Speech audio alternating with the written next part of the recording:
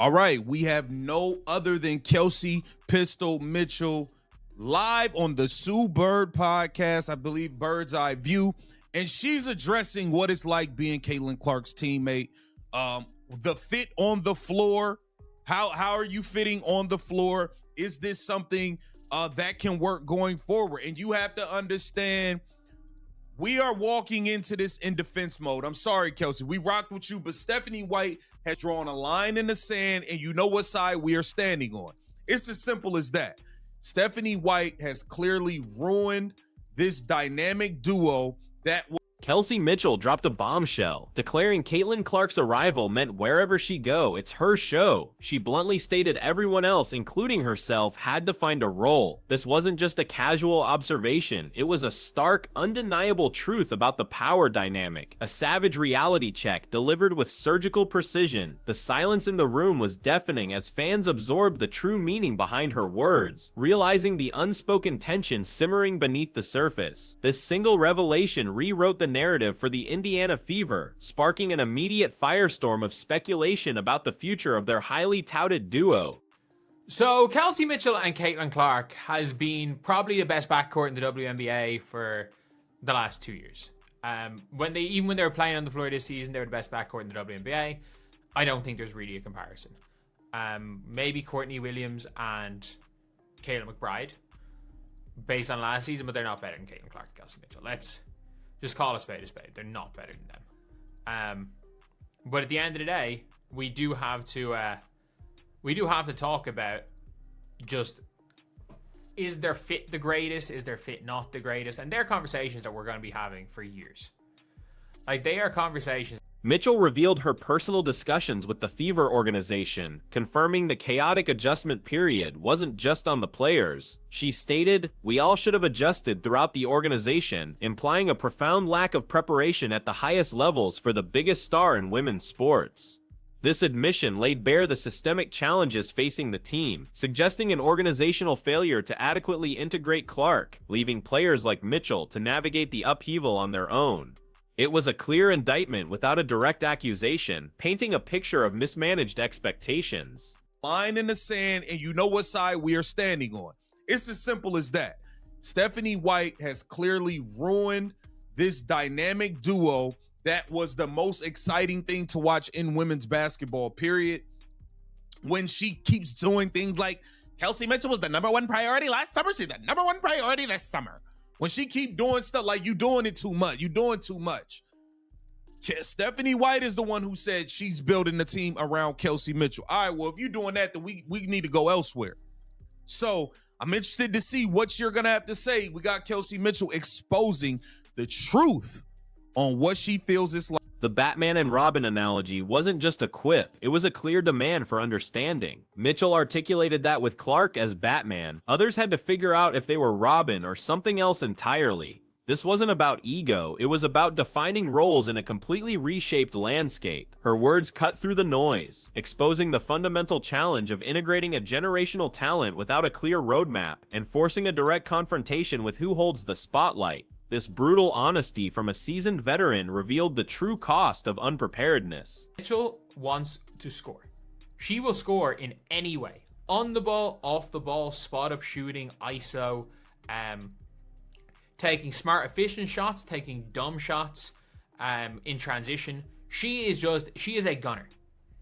You can't run where my problem isn't with Kelsey Mitchell. My problem is purely with Steph White.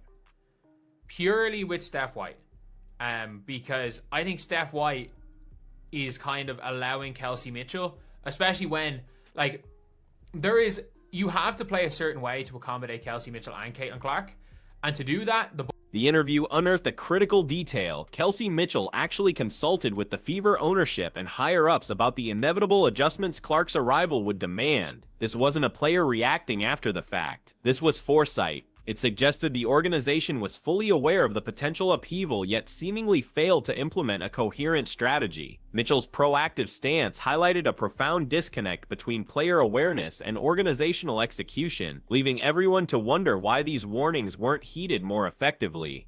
We need to go elsewhere.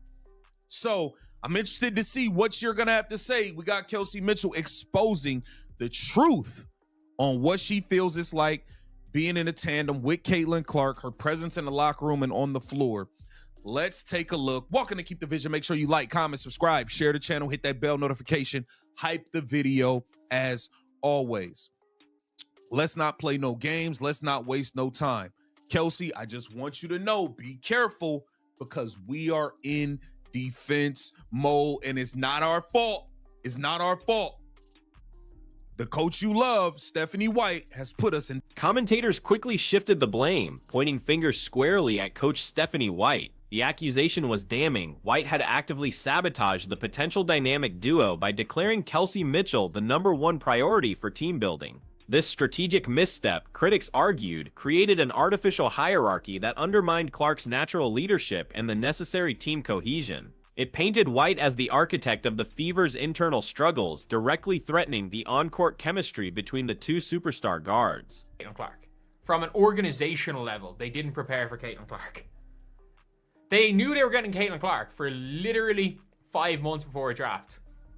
And at an organizational level, they still weren't prepared for her to come in. I think that, that was big for everybody. Pacers Entertainment, Fever organization. I felt like at that time, there was a lot of, role playing that had to be, situated. I feel like, that when something that big or someone that big who has that much impact comes into something, there are a lot of adjustments that people have to make on the floor, off the floor, in the locker room, in the training room. The analyst's breakdown of Mitchell's playing style was equally savage. Described as a gunner whose offense stops here, Mitchell's natural inclination to isolate and score clashes directly with Clark's ball-dominant, facilitating style. This fundamental incompatibility, exacerbated by White's coaching philosophy, transformed what could be a seamless partnership into a constant struggle for offensive identity.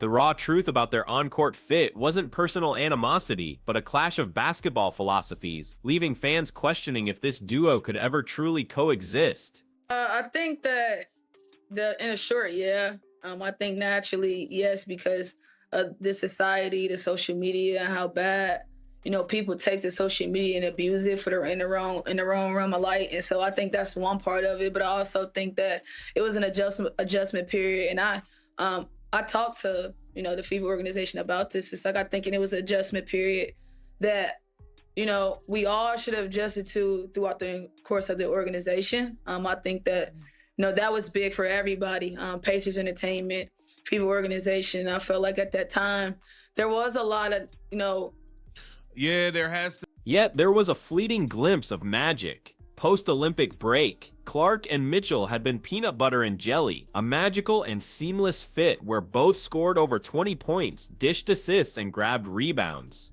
This golden period, however brief, proved their potential. Now that synergy is completely distorted, leaving fans heartbroken and desperate for a return to that explosive chemistry. The memory of what could be only heightens the tragedy of what currently is, fueling the frustration surrounding their current struggles. So we're not counting any of Caitlin Clark's season this year as healthy. She was not healthy for one day of this season. We can be honest here. She was injured for the entirety of the season. Like, if they go into next season and they're hovering around 500, then you can start to question things. If they're hovering around 500 coming into the All-Star break, I know they were this year as well, but then you can start to question things. You can see, we can talk about the coaches, we can talk about the fit, we can talk about personnel. But for now, I think Kelsey Mitchell will be dumb not to give it another year. Amidst the controversy, Mitchell offered a surprising endorsement of Clark's character. She respected that Clark never was bigger than the program and wasn't arrogant, understanding her role within the team, even with her undeniable star power. This praise complicates the narrative, proving the issues aren't about personality clashes, but rather deep-seated structural and philosophical misalignments. Mitchell's words showed respect for Clark, even as she critiqued the environment surrounding her, making her observations even more impactful and less dismissible. That was big for everybody. Pacers Entertainment, Fever organization. I felt like at that time, there was a lot of, Yeah, there has to be an adjustment. You got the biggest star in women's sports coming onto the team.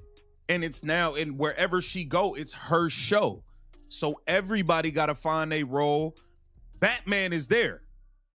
You can be Robin, or y'all got to figure out what y'all gonna be.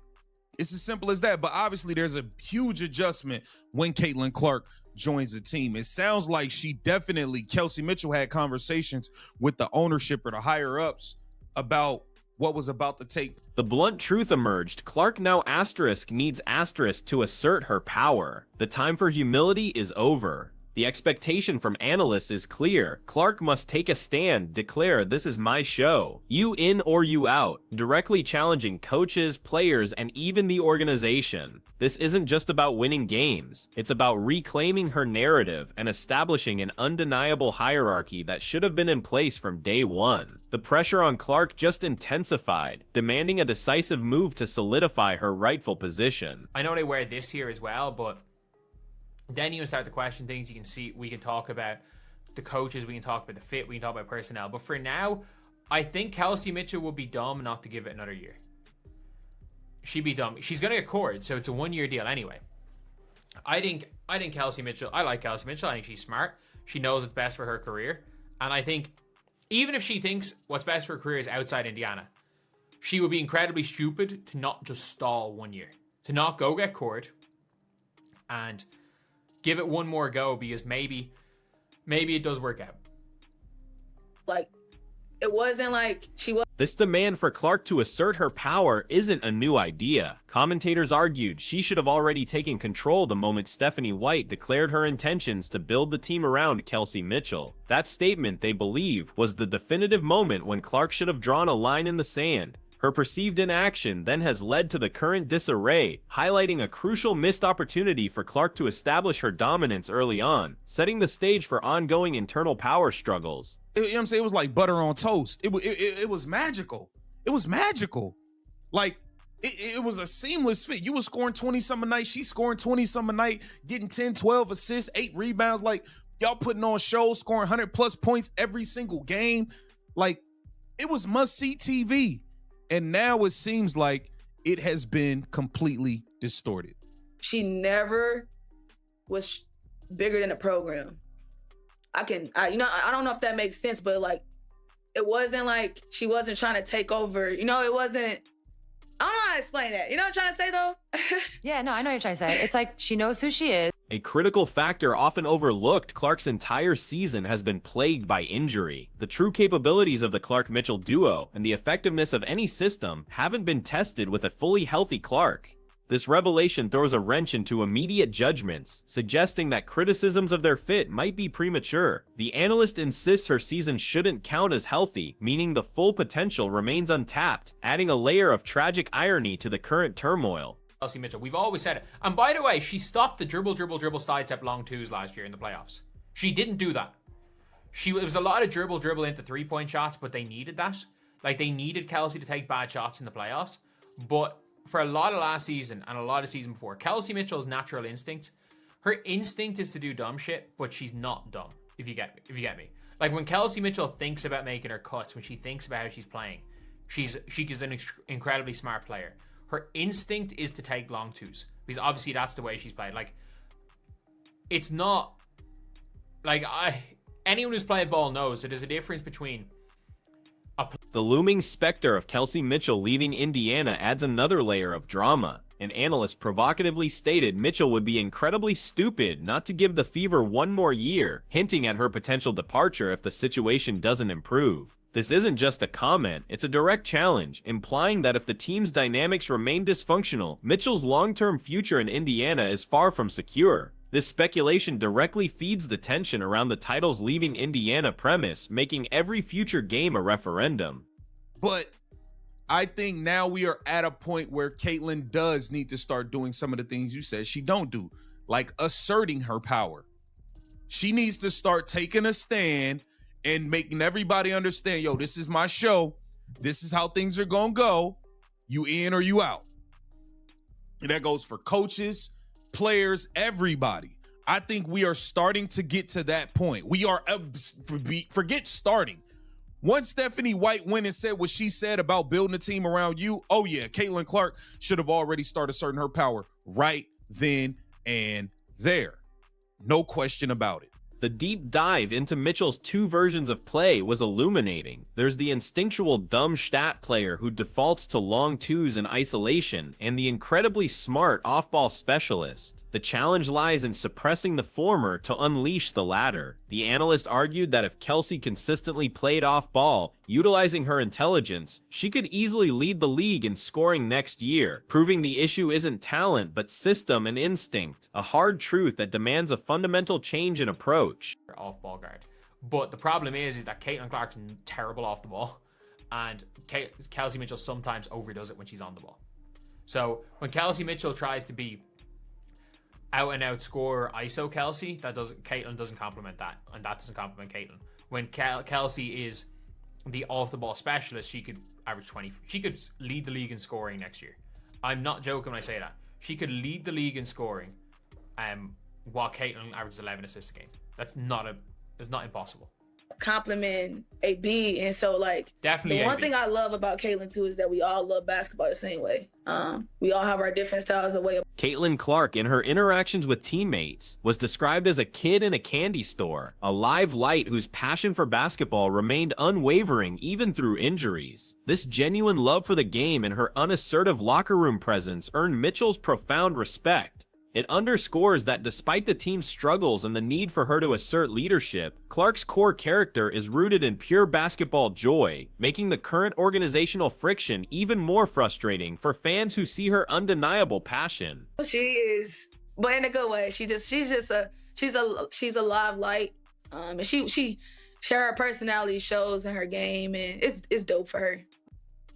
So you see, Kelsey Mitchell had nothing but good things to say about Caitlin Clark, which is why I still believe this duo can work. But I don't know if this duo can work with Stephanie White at the head, because Stephanie White wants to mess up the pecking order. Stephanie White wants to mess up the pecking order and build and make this Kelsey Mitchell's team when that's just not what it is. Get down in the comments and let me know what you think about this. This is Keep the Vision. Make sure you like, comment, subscribe, and share the channel.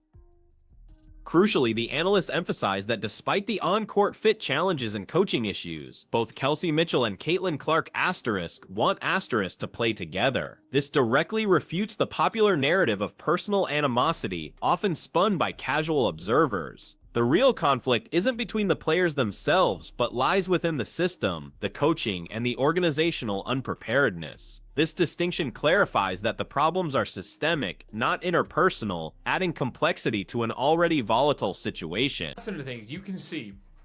These two players, no matter what you think about them, and look, I will question the fit.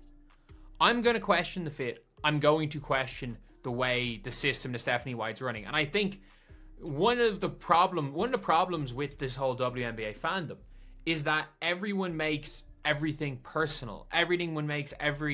Thinks every comment is purely made out of emotion. Not everyone has to see the basketball the same way. Not every person's a fan of a team has to see the basketball the same way. Not every person has to have the same basketball philosophy. There are incredible coaches that don't suit certain players. They're incredible. The larger issue, according to commentators, is the WNBA fandom's tendency to personalize every critique. Disagreements over coaching philosophy or player fit are immediately spun as personal attacks or dislike.